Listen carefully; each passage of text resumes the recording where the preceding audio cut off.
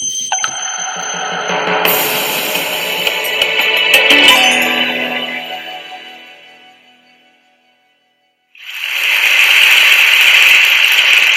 in college, I was a government major, which means I had to write a lot of papers.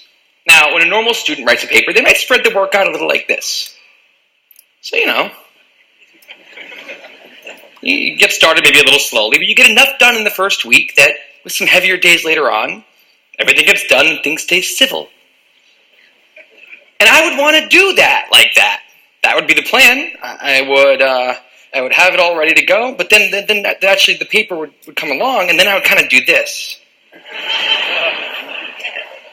And that would happen every single paper. But then came my 90-page senior thesis, a paper you're supposed to spend a year on. I knew for a paper like that, my normal workflow was not an option. It was way too big a project. So I planned things out, and I decided I kind of had to go something like this. This is how the year would go. So I'd start off light, and I'd bump it up in the middle months. And then at the end, I would kick it up into high gear. It's just like a little staircase. How hard could it be to just walk up the stairs? No big deal, right? But then, funniest thing happened. Those first few months, they came and went, and I couldn't quite do stuff. So we had an awesome new revised plan. But then those middle months actually went by, and I didn't really write words. And so we were here. And then 2 months turned into 1 month, which turned into 2 weeks. And one day I woke up with 3 days until the deadline, still not having written a word. And so I did the only thing I could. I wrote 90 pages over 72 hours, pulling not one but 2 all-nighters. Humans are not supposed to pull 2 all-nighters.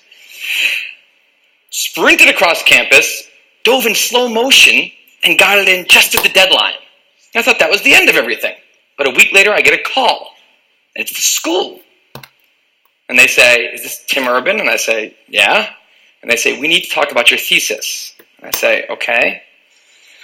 And they say, "It's the best one we've ever seen."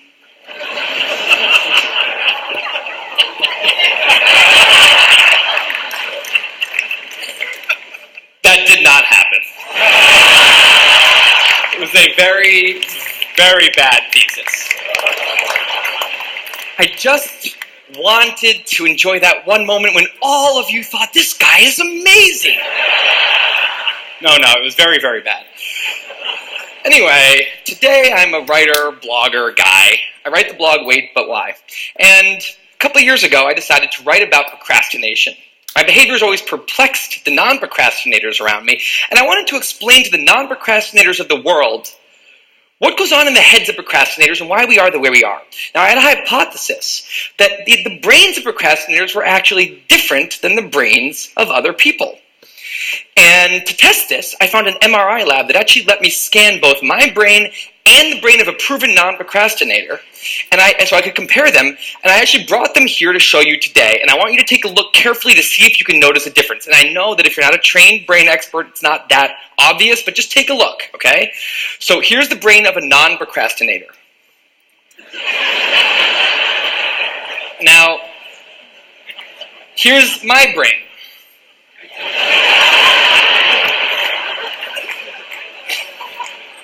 There is a difference. Both brains have a rational decision maker in them, but the procrastinator's brain also has an instant gratification monkey. Now, what does this mean for the procrastinator? Well, it means everything's fine until this happens.